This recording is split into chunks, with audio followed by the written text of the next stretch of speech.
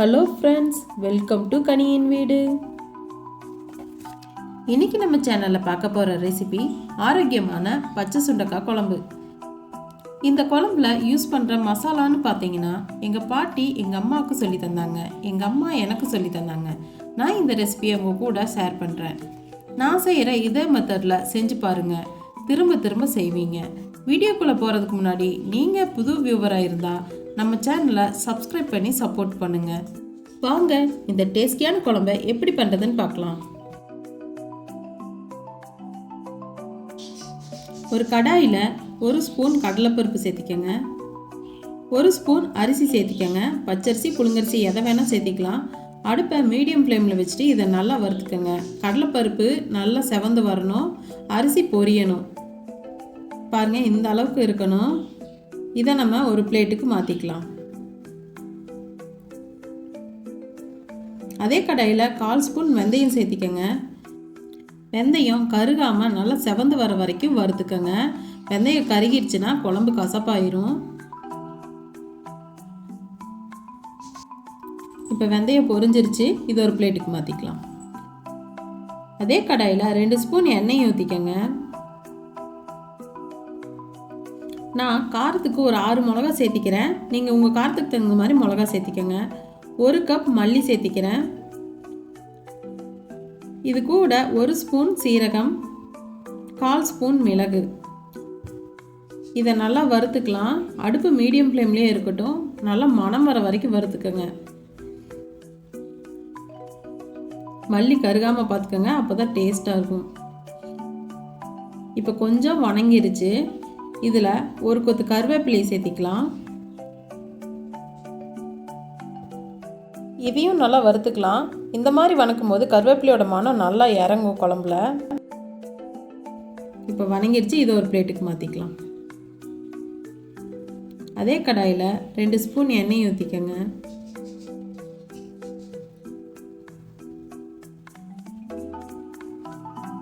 மல்லி எடுத்த அதே கப்பில் நான் 1 கப் வெங்காயத்தை வெட்டி வச்சுருக்கேன். சின்ன வெங்காயம் பெரிய வெங்காயம் எதை வேணால் நீங்கள் சேர்த்திக்கலாம். வெங்காயம் நல்லா பச்சை வாசனை போகிற வரைக்கும் வறுத்துக்குங்க. வெங்காயம் நல்லா வதங்கிருச்சு. அதே கப்பில் 1 கப் துருவன தேங்காய் சேர்த்திக்கங்க. இது கூட 4 பல் பூண்டு சேர்த்திக்கங்க. இந்த தேங்காய் மணம் வர வரைக்கும் நல்லா வறுத்துக்குங்க.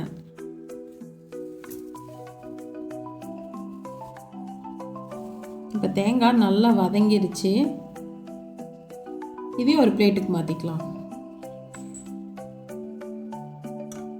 2 ஸ்பூன் எண்ணெய் ஊற்றிக்கங்க. இதில் கட் பண்ணி வச்ச சுண்டைக்காயை சேர்த்திக்கிறேன். ஒவ்வொருத்தர் இடித்து சேர்த்துவாங்க. இடித்து செய்யும்போது நம்ம அதில் இருக்கிற விதையெல்லாம் போயிடும். அதனால் நான் கட் பண்ணி சேர்த்திக்கிறேன். இந்த சுண்டைக்காய் நல்ல எண்ணெயிலேயே வறுபடணும். சுண்டைக்காய் நல்லா வறுபட்டுருச்சு. இதை எடுத்து வச்சுக்கலாம். இப்போ நம்ம வறுத்த செலவு சாமானமெல்லாம் இருக்குது, இதெல்லாம் ஆறிடுச்சு. இது கூட ஒரு 1/4 ஸ்பூன் மஞ்சள் தூள் சேர்த்திக்கங்க. இதை தண்ணி சேர்த்தி நல்லா நைஸாக அரைச்சி எடுத்துக்கலாம்.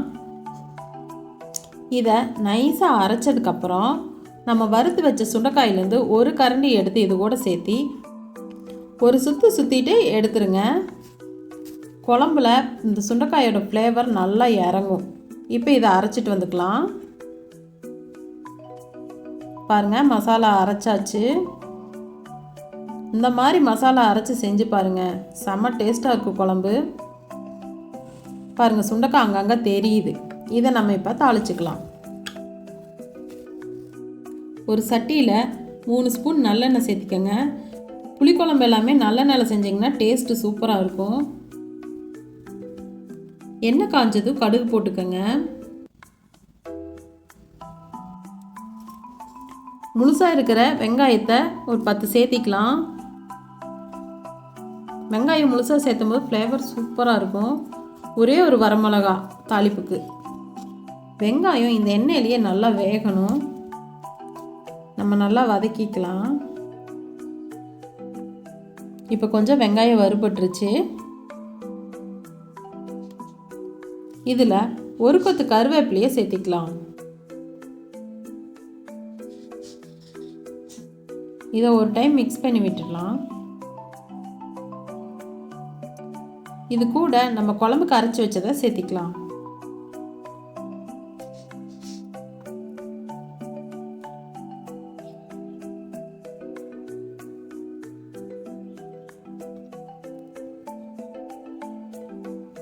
ஒரு நெல்லிக்காய் சைஸ் புளியை கரைச்சி வச்சுருக்கேன், அதையும் இதில் சேர்த்திக்கலாம். நம்ம வதக்கி வச்சுருந்த சுண்டைக்காயையும் சேர்த்திக்கலாம். குழம்புக்கு தேவையான அளவு உப்பு சேர்த்திக்கலாம். இது 1 நிமிஷத்துக்கு இந்த எண்ணெயிலேயே வதங்கட்டும்.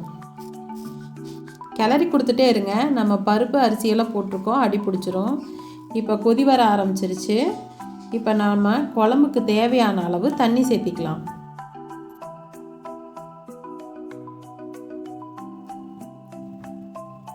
தண்ணி கொஞ்சம் சேர்த்தியே ஊற்றிக்கங்க, ஏன்னா குழம்பு திக்காகும். சொன்ன மாதிரி பருப்பு அரிசியெல்லாம் போட்டிருக்கோம், அதனால் திக்காகும்.